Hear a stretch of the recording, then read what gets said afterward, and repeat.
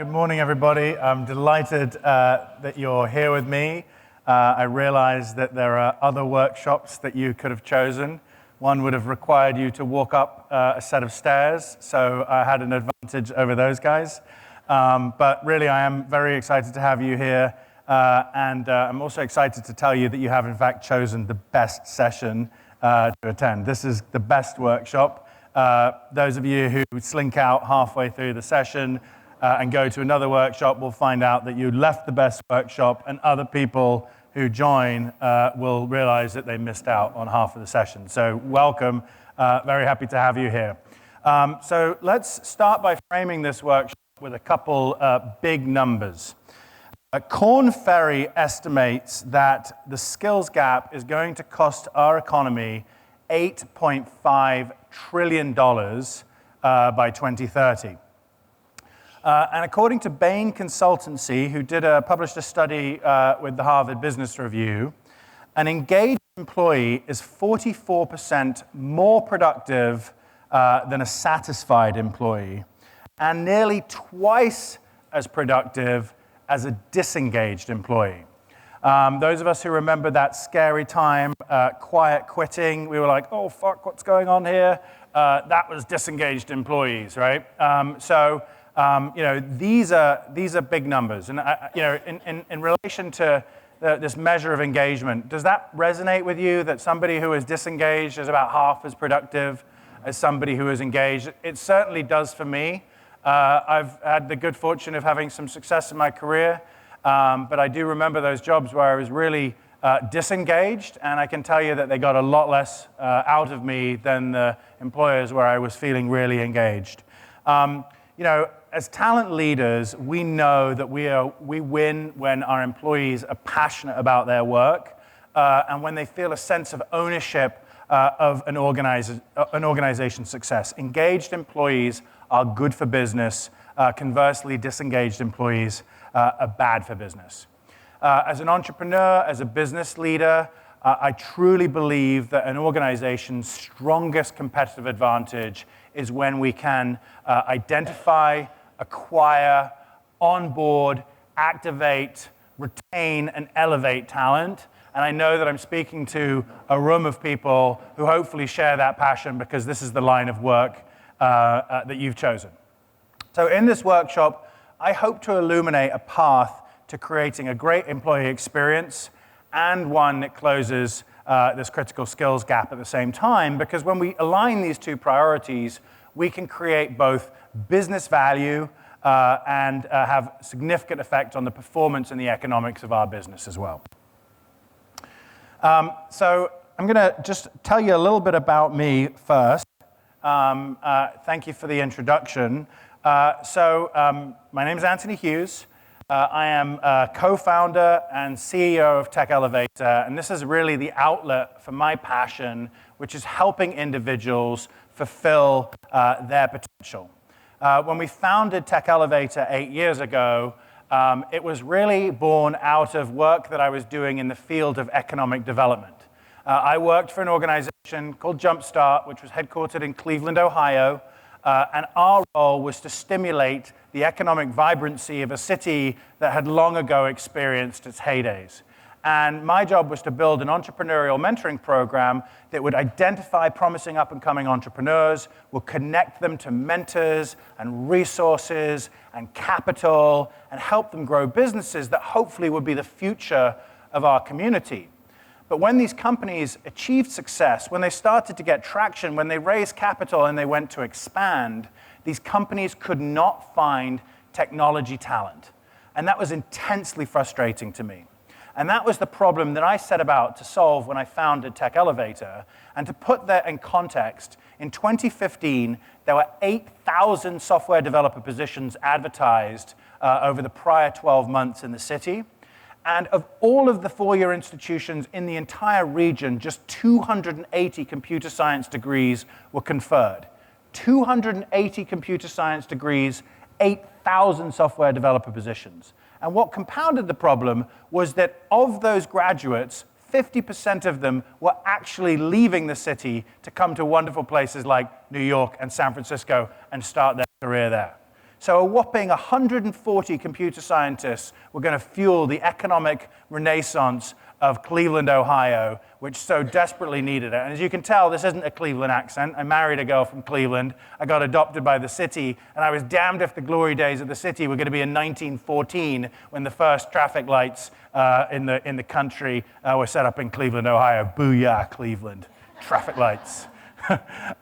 Anyway, so we've built this business over the last 8 years. We've put nearly 5,000 individuals into jobs in technology. We've worked, those individuals are now at 900 companies around the country, and I've had the great opportunity to learn a ton doing this. I've met people who share my passion for helping individuals fulfill their potential, who share my passion for helping companies become more competitive by harnessing their own talent, to have more social impact, and create greater equity through skills. So it's been a great journey. Today, I'd like to share a little bit more about what we do, but I'd also love for you to share with each other and with me methods that you're using to evaluate the state of your own talent development and your own programs. And so we're gonna pull up a quiz app here in a second. So this was up on the screen, this QR code. But if you haven't yet shot this with your camera, you can just hold up your camera, click on that, and that will take you through to a quiz that we're going to do here in a second.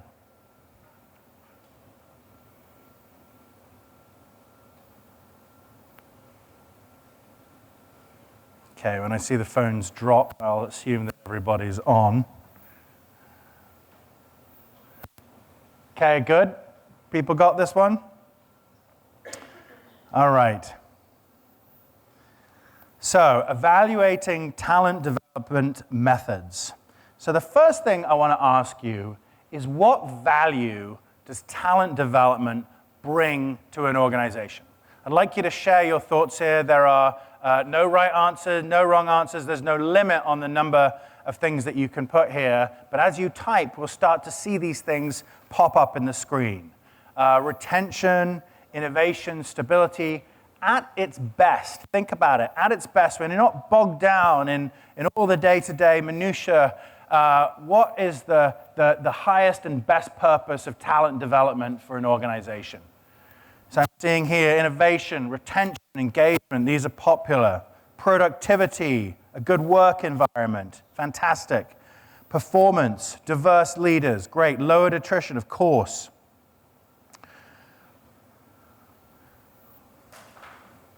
Fantastic. So these are lofty aspirations. These are the things that we do the work we do to accomplish. Higher retention, better innovation, productivity. These are the things that keep us going. When we're at our best, it's our responsibility to live up to these lofty expectations. So let's keep going here. I'm going to ask another question, because what I'm curious about is what KPIs best measure the effectiveness of investments in talent development.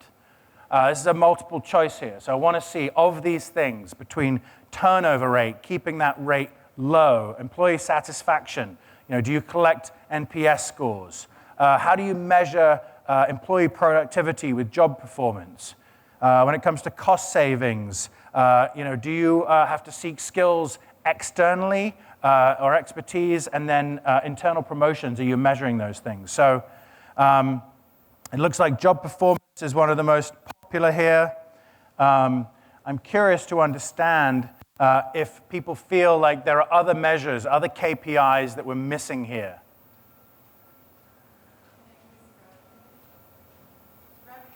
Revenue growth, okay, that's a good one. Quality of life. Quality of hire. Okay. As defined in the rearview mirror, 6 months, 12 months, year down the line, okay? How often are folks taking these KPIs? Are you guys doing this annually? Show of hands for annual KPIs.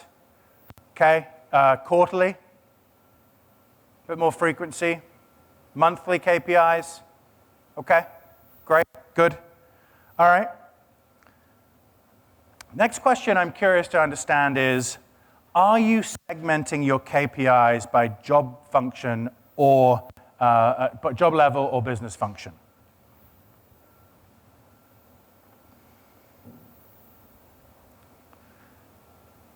Okay, great. Looks like the overwhelming majority are in fact segmenting KPIs by job level or business function.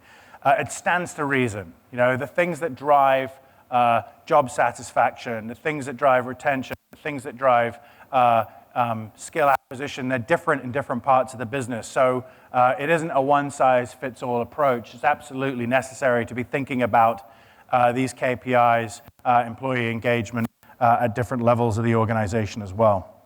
Fantastic. Let's keep moving. So this is the last poll in this section. What indicators help determine if the skills of your workforce match the needs of your organization? I've got some options there. Insights from your leaders and managers, insights from your customers, won or lost business, so revenue is an example there, relying on external resources, skill inventory.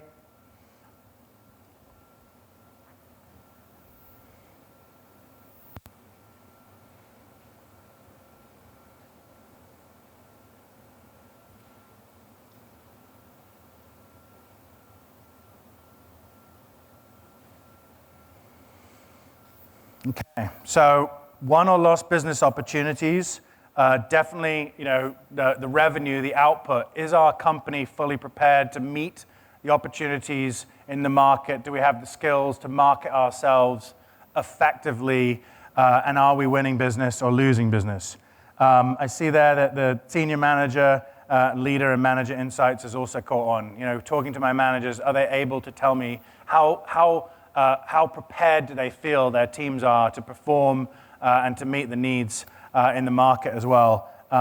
Two critical things as well. I think this is a real challenge for leaders in talent development. This is the real Shangri-La, this sort of perfect heat map that you can lay over your organization's skills and the needs of the market. How can you make sure that you are really fine-tuned to be able to meet the needs of the market as well? So this is something that we see often, that our customers and our clients and our partners in industry struggle, but are very much trying to get their business to give them those insights as well. So what we've seen here is there are lots of ways in which companies are keeping tabs on their KPIs. We are collecting a lot of data. KPIs like retention rates, NPS scores, skills inventory, these are a lot of individual measures that are tracked to determine how your talent management function is actually performing.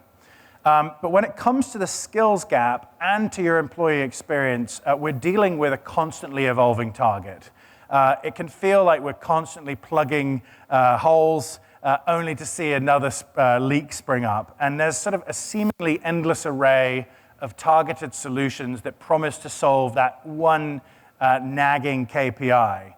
You know, but big picture concerns like how to reduce attrition, how to increase diversity, how to drive employee engagement, you know, these are things that can't really be solved quickly with a simple solution. You know, they're challenges that require the implementation of holistic solutions, of long-term strategies. They require patience in an organization at the very top of the organization to be making those investments. And what I see typically is the greatest and most worthwhile challenge is pulling all of these insights together, these KPIs together, to really gain those actionable insights that can lead to meaningful, sustainable, and transformational new initiatives. Those are the KPIs that matter to us, but what are the KPIs that matter to our employees? This is really important. As we see it and have seen it, there are four major components that drive an employee's satisfaction at work. Opportunities to learn new skills and build expertise, very much tied to that. Opportunities to gain responsibility and advance in one's career. Feeling fairly compensated. and working on diverse teams in strong cultures. Let me dig into those a little bit and put some numbers around those. So the first one here is around mobility opportunities. The number one reason that individuals stay at a company or leave a company is they do not believe there are opportunities to learn and grow and advance in their career. In fact, just 1 in 5 employees see the opportunity for internal mobility within their organization. 54% of employees ranked opportunities for promotion as more important of a retention incentive than compensation and bonuses. And that's really important. And that very much ties into this notion of a skills investment. So 77% of your employees are eager to learn new skills or completely retrain. Oftentimes we feel guilty to ask our employees to learn new skills. We feel like it's an extra burden, it's an extra weight on them. Now, we absolutely must make space for employees to learn new skills. It's unreasonable to say, hey, get better in the evenings and get better in the weekends. If we see the path between those skills and our productivity, we have to give the time and space to do that. But it's very important, and employees want to do it. And a big reason they want to do it is because 39% of your employees are wary that their jobs will be obsolete within 5 years. That's from PricewaterhouseCoopers, and I bet if they ran that survey again, that number would be a lot higher because of the generative AI storm that has just been coming through, where everybody's jobs are going to be automated and done by ChatGPT, which is causing some angst. Lastly, 61% of employees say upskilling opportunities are an important reason to stay in their job. So the number one reason that employees stay with you, that you can retain employees, is because they see a path for career advancement and for increased responsibility, and that is fueled oftentimes by the skills that you're willing to help invest in. The number two reason is fair pay. It's an absolute must. There was a brief period during the pandemic where that flipped and it became the number one reason. I would imagine that you hopefully were understanding in exit interviews why people were leaving your organizations during the pandemic. We had clients that lost upwards of 40% of their employee base during the Great Resignation. It was incredibly expensive for them. The good news is if you're willing to invest in skills and opportunities for career advancement, you can keep that reason as number two.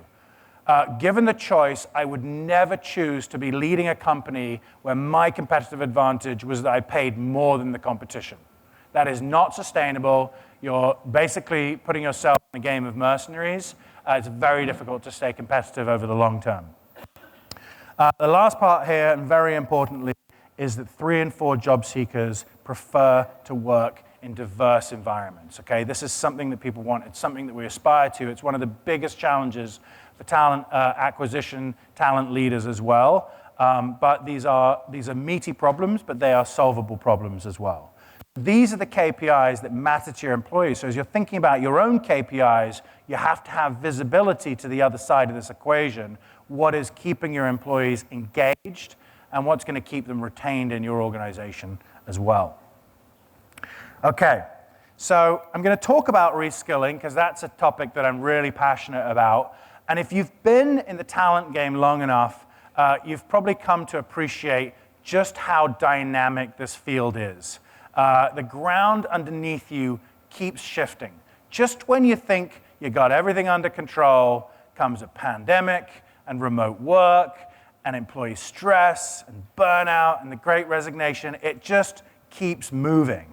The truth is, we've chosen to be in a field dealing with human beings, and human beings are confounding and complex and amazing at the same time, and change in this field is constant. Now, the advice that I give to my team as an entrepreneur and as a CEO is that in turbulent times, you have to focus on what you can control. You've got to find the wins, and you have to chunk out your approach to solving the big challenges. You cannot boil the ocean. You cannot solve everything at once.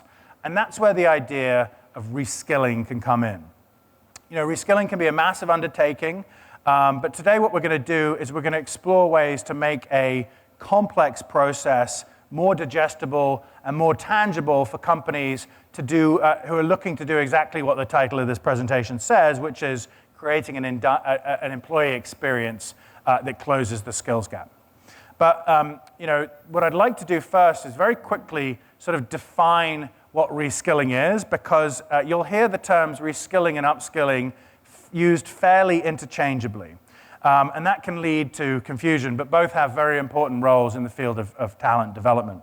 So I define, and most people I believe define, upskilling as helping someone perform more effectively in their current role, right? So it's incremental skill acquisition. It's the evolution that you need to continually have in your role to perform and to meet the needs of the role.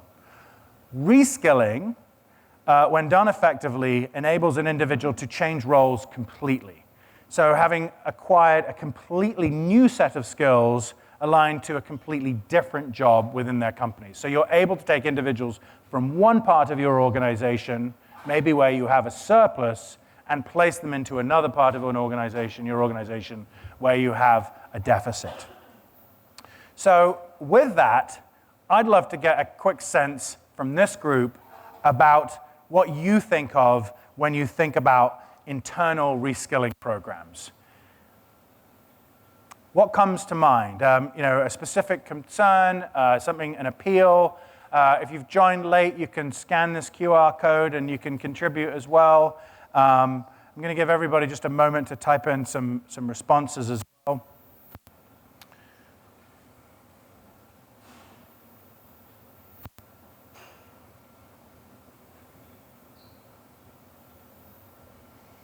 Okay, retention, risk mitigation, skills gap assessment, employee development, budget. Someone wrote soft skills and human skills. Oftentimes, reskilling isn't just about the technical skills that align with opportunities.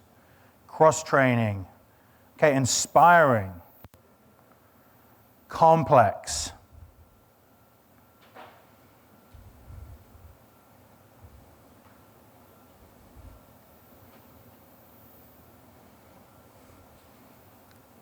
Okay, so I'm seeing a mix of responses here. I'm seeing retention and professional development. Usually, I believe done poorly was the intent of that submission. There's an interesting split. We've talked to a lot of folks in the world of HR, and we've spoken to folks who have jumped in feet first into reskilling, and they've been burnt mightily because they haven't done everything they need to do to be successful. We have a lot of folks in our world, in the ecosystem we operate in, who are passionate about reskilling. They truly believe it puts them at a competitive advantage. There are individuals who we work with who would love to do these kinds of programs, but just do not believe that they can get this kind of investment past the leadership of their organization, that the financial leaders in the organization cannot justify the kinds of investments that reskilling requires. And so what I'd like to do is jump forward and frame a little bit about the environment that we're in today, right? So a good CEO, a CEO that really gets the drivers of business, understands that great talent drives their business forward. Yet only 15% of them feel that the methods that they're currently deploying are sufficient to meet the challenge that they have in front of them. Just 15% are highly confident that what they're doing can meet the challenge. So for those of you who are looking to address this, this is actually a really exciting opportunity. I mean, very much at the leadership level of an organization, they are seeking innovation, they are seeking problem solving. For those of you who are ambitious, this is an opportunity to present new and novel ideas instead of just doing more of the same at a louder volume. The next thing to say is that 59% of companies still report it difficult to hire talent.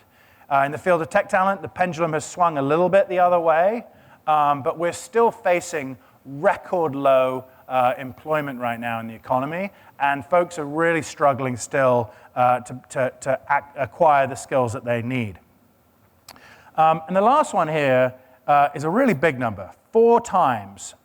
The cost to replace an employee can amount to 3 to 4 times that position's salary. That sounds like a crazy number. The sort of golden number that you hear over and over again is 33%. 33% of an employee's salary is the cost to replace that individual when they're lost. However, Eddie Goldberg, who's the chair of the Sherman Foundation, estimates 3 to 4 times when you consider the bigger picture.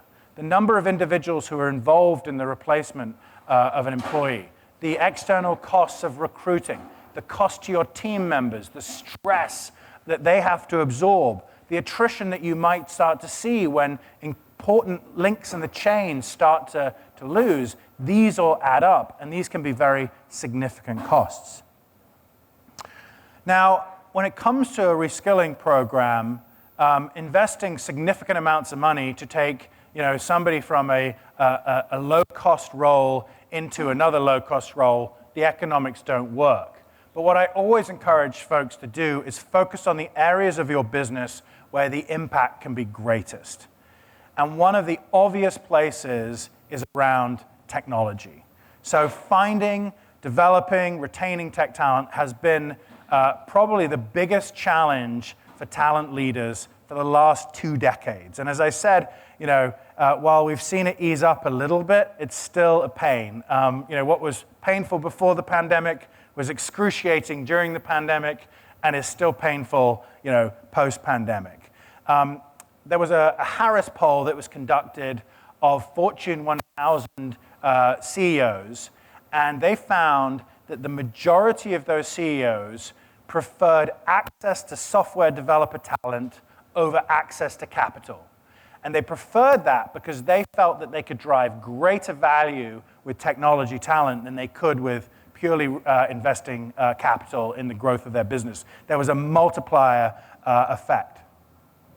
What we have found is that the demand for software developers massively outpaces the demand for all other occupations. And we simply are not producing enough computer scientists, the traditional input in our economy. About 80,000 CS degrees are conferred every year, 1.8 million openings for this particular role, and this is only compounded by the fact that 10,000 boomers are retiring daily and will continue to do so through 2030. So this is an area where there's extreme pain. And again, for those of you who are looking to have impact in your organizations, find the pain. Find the pain and offer solutions. You'll have a much more open and receptive audience. The only way that we can actually compete and solve this issue is finding sources of alternative talent. And this is where the good news exists, right? Like, software developers are not some rare species that has come to us from some other planet. They are people like you and me who have skills, right? What separates them from us are the skills that they possess. And as leaders in talent development, if anyone must believe that skills can be acquired, it is you. And it's absolutely true that skills can be taught and can be acquired. And there are bright people throughout your company who have the ability. We just have to invite them forward. And it's on us to determine who can learn. Some of you said that reskilling is expensive. And looked at in isolation, it can be argued that reskilling is expensive. So the average cost to reskill an individual into a software developer role is typically around $20,000. And when you compare that against the 5250 drumbeat that I hear, 5250, 5250, it's always got to be 5250, the non-taxable amount that you can give to an employee, 4 times the amount. It's a lot of amount. Of your educational reimbursement programs, who believes that that 5250 is driving the competitive differentiation of your business and the performance of your business? Can I see a show of hands for people that believe that that is an effective tool? Not one? Extraordinary. Okay, so sometimes it's better to invest deeply in one place than spread the peanut butter so thinly that you can't taste it at all. So $20,000, it sounds like a lot of money, but let's compare it to the cost of sourcing external talent. So when you consider, and by the way, these numbers are from Josh Burson, who's way more credible than me. I'm sure you've heard of him, I'm sure you know him, so I'm using his numbers and not making these up. But I'd like to just compare this to the cost of external talent. So when you look at this against external talent for a mid-career software developer, you'd perhaps be investing, give or take, $30,000. Some people use external recruiters, some people have just larger talent acquisition teams, but it's about $30,000 to bring that individual on board. Recruitment fees, advertising, or your own internal expenses. But this hire also requires onboarding, 3 to 6 months of onboarding. Individuals externally brought into your company get to know your culture, your customers, your systems, how you work, and it's going to take some time for those individuals to get up to speed. However, when you look at external candidates versus internal candidates, oftentimes those candidates will see 2 to 3 times the attrition rate of internal candidates who are moved up, right? 2 to 3 times. So all of a sudden, you're in a situation where you're spending candidate for candidate internal reskilling versus external recruiting and the attrition that comes with it, oftentimes, $135,000. That is a delta from a reskilling program to an external hiring program of $115,000.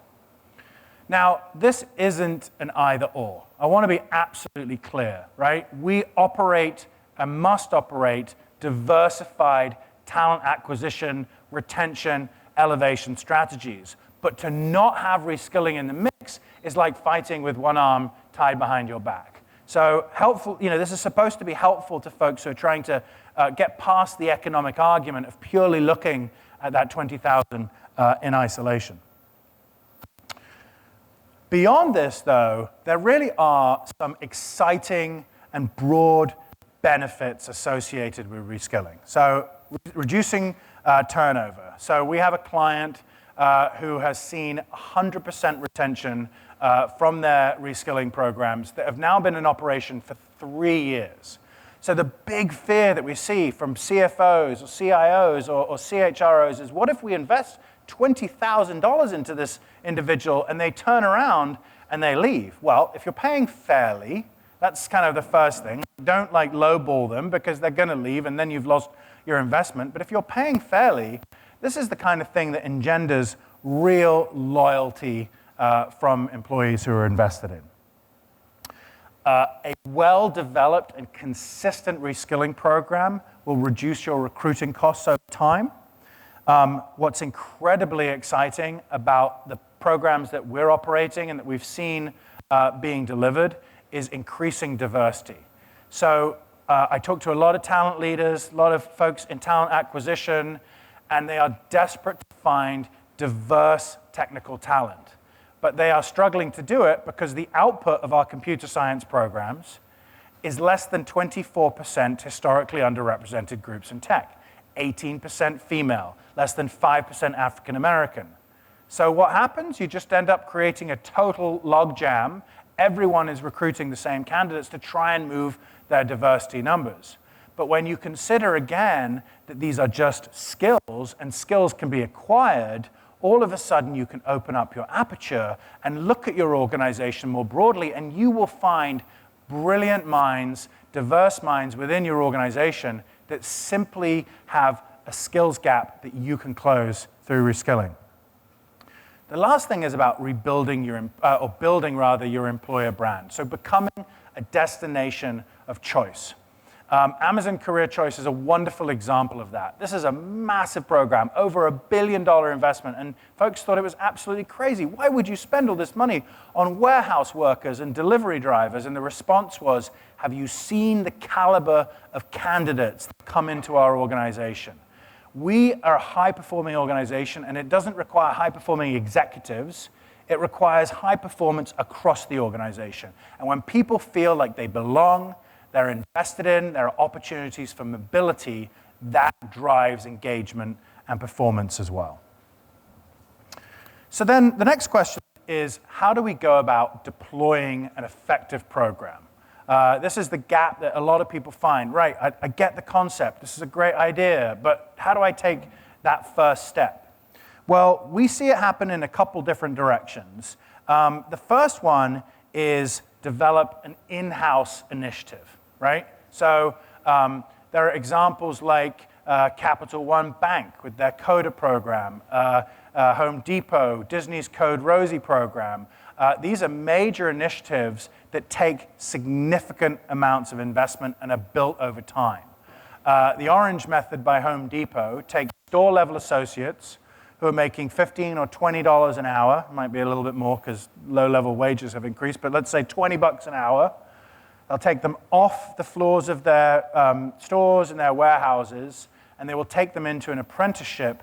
They will pay them $25 an hour to learn for 6 months. After 6 months, they will then give them $30 an hour as a junior software developer and an opportunity to get to $40 an hour. To all intents and purposes, these individuals are making below market wages for the skills that they possess, and they're moving into a path where they have an opportunity to make at market wages. And so essentially all Home Depot is doing, or the individuals are doing who are going through this training program, is floating Home Depot the money by taking sub-market wages. It's a very exciting idea to be able to move people through the organization as well. But literally, who better to build the digital products of your organization than the individuals who have interacted with customers in a physical world, who have used your digital tools in their day-to-day jobs? Why would an individual, a 21-year-old coming out of Rutgers with a computer science degree, be better prepared than an individual coming out of your warehouses with technical skills who actually understands your business? And again, it's not either or, it's and. It's a combination. It's diversifying your teams. Now, when you look at these in-house programs, it is fair to say that they can be very expensive and you need the buy-in. But when you get the momentum going like they have at Home Depot, there's really no question. More and more of these executives kind of align themselves with the success of this program. For other organizations, though, they need to get some quick wins, right? These reskilling programs need to have success out of the gate. And so oftentimes what you'll see happen is organizations will partner with consulting firms or training providers that sort of specialize in this space to kind of get the momentum going quickly. Some folks would argue that talent development is a core competency of any organization. Other folks would say, I'm a bank. My core competency is charging interest. It's not being a training provider. I'll let somebody else do it. And I'd say we see 50-50 in terms of a split.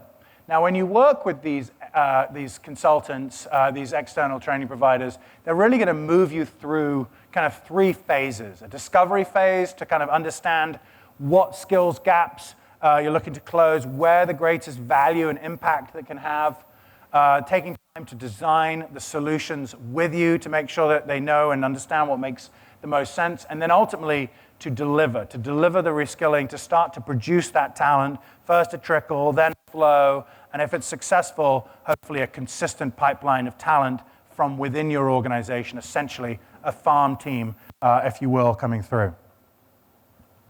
Tech Elevator specifically, I can share our particular approach as an example to help you sort of understand. So, the first thing that's really important to mention is you've got to deliver ROI, right? So that's typically the conclusion. When we see the plug pulled on a reskilling program, it's because the organization does not perceive that ROI is being delivered effectively. In order to deliver ROI, you've got to find the right people to participate. So the 50-50 conundrum is the peanut butter gets spread so thinly. If you're going to spend $20,000, you need to know who to invest that money in. So we will support organizations getting the word out about their program, letting people know that wherever you are in the organization, we value you and we want to create a destination for you in this organization. That's great because what we've heard from many of our partners, and one in particular said, I got approached at a conference by one of our employees who said, I've applied for your reskilling programs 3 times now, and all 3 times I've been rejected. But I want to let you know that I'm really proud to work for an organization that makes opportunities like this available for their employees. I mean, that's a really compelling statement. So if you're doing a reskilling program, don't hide your light under a bushel. Let your company know that these kinds of opportunities exist and you value people's perspective. The next phase for us, or then once we've kind of gotten a mass of folks, we're then trying to qualify these individuals. So how do you make sure you're picking the right people? We look at it from 2 perspectives, aptitude and attitude. I'm going to start with attitude. Learning to code is hard. Learning to code in 14 weeks full-time or 30 weeks part-time is stressful. You need to have growth orientation, you need to have grit, you need to have a love of learning, you need to be passionate about technology. It's not just about making more money, so we've got to find those folks. Now, on the consumer side of our business, we have a whole behavioral interview process, but with our partners, they have their KPIs, attendance, promotions, all of the things that are great measures of an individual's performance. So that's more of the sort of subjective side, but on the objective side, we have a cognitive assessment. It's an aptitude assessment that identifies the cognitive ability that aligns with success in the field of software development. Problem solving, pattern matching, ability to follow instructions. These are the things that align with folks who are successful in the field of tech, and we developed this aptitude assessment in conjunction with industrial psychologists, and then we had it validated at a couple different academic institutions to make sure that it was doing what we believed it to do. And what's super exciting about it is in about 90 minutes, we can tell with a remarkable level of accuracy if somebody has the cognitive ability to be a software developer. And we're able to tell we're able to do that regardless of race, gender, or really importantly, prior education. Because education so often is a privilege, and the paths that people take are often as a result of the privilege that they have in life, and the influence they've had to be steered in the right direction towards the degrees that align with the careers that can be life-changing and have wonderful incomes as well. So once you've got those individuals, you move them into the reskilling process. The reskilling process very much focuses on functional knowledge, practical skills, really making sure that they are ready to hit the ground running. And then the last part, and this is an area where people get it wrong all too often, is integrating individuals into your organization. Recognizing that it's not just the hard skills that are going to set somebody up for success, it's the soft skills as well, and how you weave those individuals into your organization, right? Fundamentally recognizing that people may feel imposter syndrome. Do I deserve to be here? I've got a GED. They've got a PhD. I've only got a high school diploma. This person has a computer science degree. Well, these people it needs to be demonstrated to these people that they belong. All right, so I'm going to do a really quick, fun quiz here, because this is one of the questions from our aptitude test, right? So this is my last question for you, and I'm going to give you, give or take, 45 seconds, because it's a bit of a noodle bender, but this is pattern recognition. So can you recognize the patterns? Which figure is least like the other 4? Select the letter of the figure that is most different, and I'm going to give you 30 seconds more.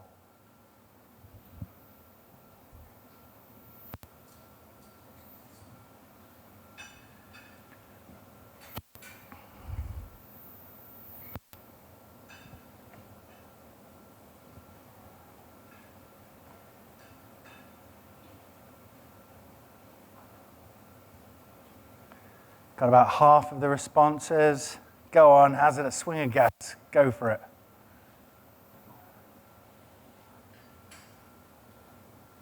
All right, time is up. Quick guess. Got it? Fantastic. We've got a very smart group of people here. So what we found, we've proctored our tests tens of thousands of times at this point, general public, incumbent workforce, and what we've found is in about 30% of the cases, individuals have the cognitive ability to code. 30% of your workforce has the cognitive ability to code. That is a really exciting stat because in real terms, only about 1% of Americans are conferred computer science degrees. So we've got a 29% delta there. Now, there are just 180 million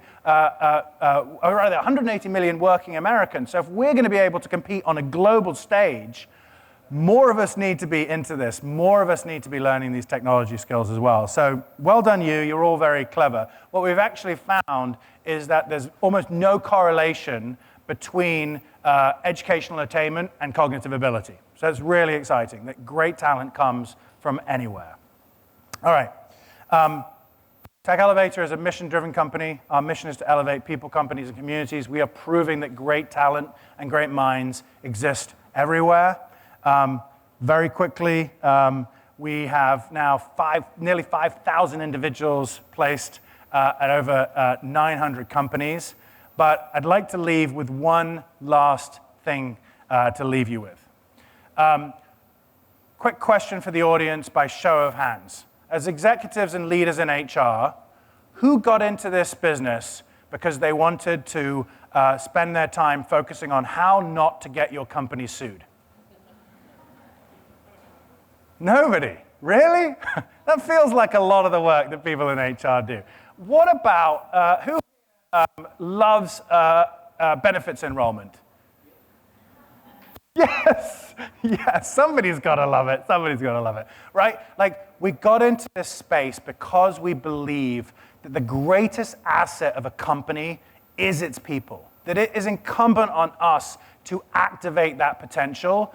And in many ways, we're in the most exciting part of the business. So I challenge all of you to not just go back to your day jobs, but think about how can I invest just a little bit of time in creating fundamental change in my organization. So I'd like to leave you with the thoughts of one of our clients who's the CIO of KeyBank, a wonderful woman by the name of Amy Brady. We said, we need more. Can we turn the volume up? So we stepped back and said, how do we do that? Well, we can hire them all externally, but we knew we couldn't fit the demand.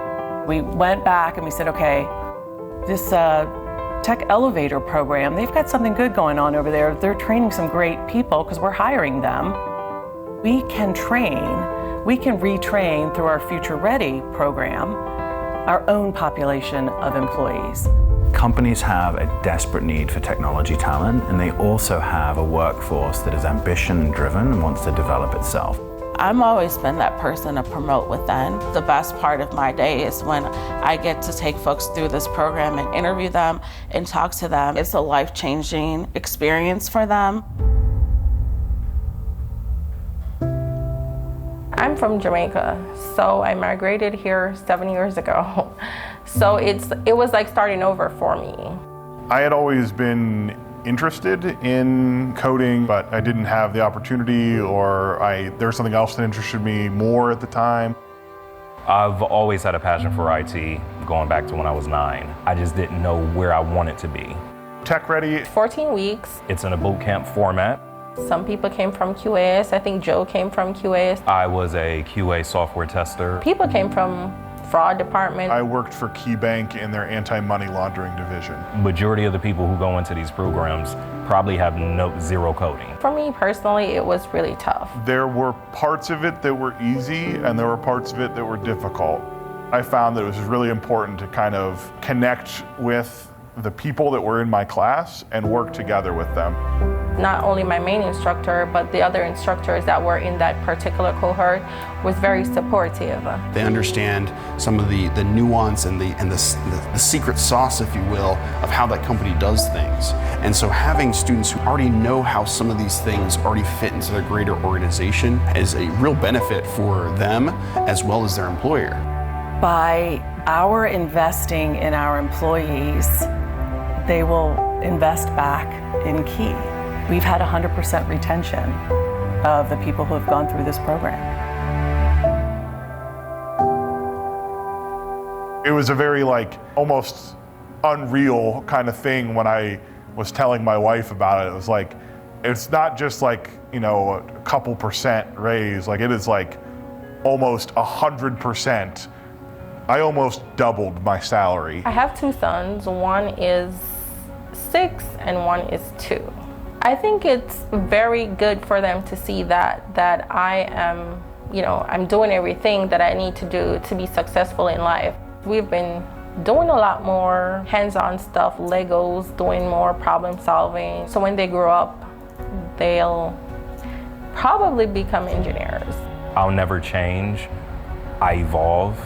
And that's one thing about the Tech Elevator, Tech Ready program. It helped me evolve. What was already there, I just needed to, it brought it out. It's changed my life. I think as leaders, one of the most important things we can do in our jobs is to create the workforce of the future. That's the important part of our legacy. That's what my job is all about. I have to say, this has probably been one of the most gratifying things I've done in my career, and I've been at this a long time. A lot of people wouldn't have gotten this opportunity before. I think with diversity comes creativity. Companies who are willing to make investments in their people, who are willing to help elevate people's careers and see that they can benefit from that, those are the kinds of companies that people want to work for, those are the kinds of companies that people want to stay with, and those are the kinds of companies that will win in the economy because they fundamentally understand that their most valuable asset is their people. I think, that's something that all companies should aspire to achieve.